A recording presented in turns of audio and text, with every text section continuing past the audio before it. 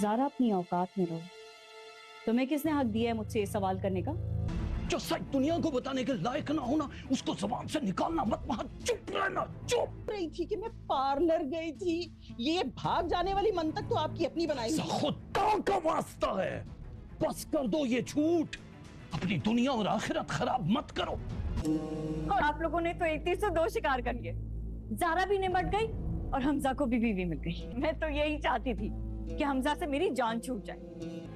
उसकी माँ भी मुझे अच्छी नहीं लगती थी और वो तो अच्छी लग ही नहीं सकती सारी जिंदगी। सारा तो मुझे लगता है कि मेरे ही किसी बड़े बोल की सजा है मेरी। मैं जानती हूँ तुमने ये सब हमजा के लिए किया। मैं खुद राजी करती हमजा को तुमसे शादी करने पे। आप मुझे मोबाइल का दिलासा देकर बहला रहे हैं। आपको मेरा कोई एहसास है भी कि नहीं? हाँ, नहीं है तुम्हारा एहसास मुझे। मामी, मैं इसे तलाक दे दूंगा।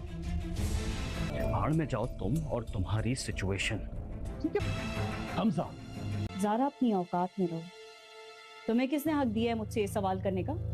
जो सच दुनिया को बताने के लायक ना होना उसको जबान से निकालना मत। वहां चुप रहना, चुप। रही थी कि मैं पार्लर गई थी। ये भाग जाने वाली मंतक तो आपकी अपनी बनाई हुई है। खुदा का वास्ता है, बस कर दो ये झूठ।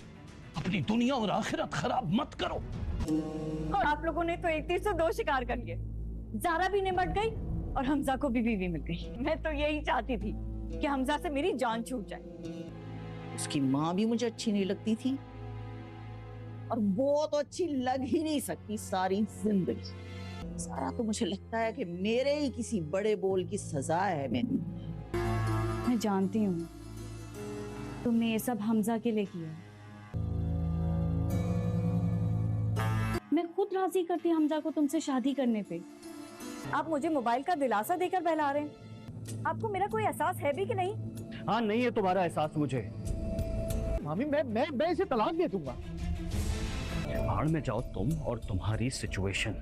ठीक है। मंशा डराती है तो सारा को कहती है कि ये तुमने कैसे ऐसा क्यों किया? अगर तुम चाहती थी कि तुम्हारी शादी हमजा के साथ हो जाए तो तुम मुझे खुद बताती और मैं ही सबको राजी कर लेती, लेकिन तुमने मेरे साथ ऐसा क्यों किया? ये सब कुछ उसका बाप सुन रहा होता है, लेकिन वो आगे से सारा कहती है कि मंशा तुम क्यों झूठ बोल रही हो? तुम मुझ पर क्यों इल्ज़ाम लगा रही हो? जबकि तुम सारा जानती हो ये सब कुछ तुमने खुद ही किया। लेकिन वो मंशा ये जानती थी कि सारा दिल ही में हमजा को पसंद करती है, लेकिन हमजा उसको पसंद नहीं करता, तो वो तो मंशा को ही पसंद करता, तो वो मंशा से शादी करना चाहता था। लेकिन मंशा ने तो खुद ही शादी से इनकार किया। वो तो कभी भी हमजा से शादी नहीं करना चाहती, क्योंकि वो समझते थे कि हमजा गरीब और मैं उसके साथ गुजारा नहीं कर सकती। इसलिए तो वो वहाँ से भाग कर चली गई थी। और इधर हमजा की माँ तो बिल्कुल भी ज़ारा को पसंद नहीं करती, क्योंकि वो ना ज़ारा को पसंद करती और ना उसकी माँ को पसंद करती थी। तो वो तो कहती है कि मैं तो इसे कोई शक्ल नहीं देखना चाहती और इसे बहू कैसे तस्वर करूँगी। तो उस पर उसका बेटा हमजा कहता है कि अम्मी आप परेशान ना हो, मैं इसको जल्दी तलाक दे दूंगा। लेकिन उसे वहाँ पर उसका मामू आ जाता है और उसको कहता है कि तुमने कभी भी अगर ऐसी बात की कि तुम ज़ारा को तलाक दे दोगे तो मुझसे बुरा नहीं होगा। ये भी मेरी बेटी है, मैं कभी भी नहीं चाहूँगा कि इसके साथ बुरा हो जो मंशा ने इसके साथ किया। ये तो बाद की बात है क्यों। और उस जब वो अपनी बीवी को भी बहुत डांटता है, कहते हैं कि अब तो बस करो, लेकिन उसकी बीवी भी नहीं चाहती थी। तो मंशा अपनी माँ को कहती है एक तीर से हमने दो शिकार कर दिए, एक तो ज़ारा हमारे घर से दफ़ा हो गई और दूसरे हमजा की भी शादी हो गई और ये भी बोझ मेरे दम सर से उतर गया और ये कभी भी खौफ नहीं रहेगा कि अब मेरी शादी हमजा से होगी। और जब मंशा शुजा को फ़ोन करती है और कहती है कि तुम मेरी सिचुएशन का समझ रही नहीं, बस एक फ़ोन के लालच देकर तुमने तो जाने चढ़वा ली। तो उस पर वो कहता है कि मेरी तरफ से भाड़ में जाओ, मुझे नहीं पता तुम्हारी क्या सिचुएशन है, तुम तो मेरे दिमाग खा गई हो, तुम समझती ही नहीं हो। मैं तुम्हें कितनी देर से समझा रहा हूँ कि अभी वक्त नहीं है, लेकिन इधर मंशा को पता ही नहीं है। मंशा बहुत ही गुस्सा करती है शुजा पर। शुजा को कहती है कि तुम्हारी वजह से ही तो ये सिचुएशन पैदा हुई है। लेकिन वो कहता है कि जो भी हुआ तुम्हारी सर से तुम्हारी शादी का कज़न का भूत तो उतर गया।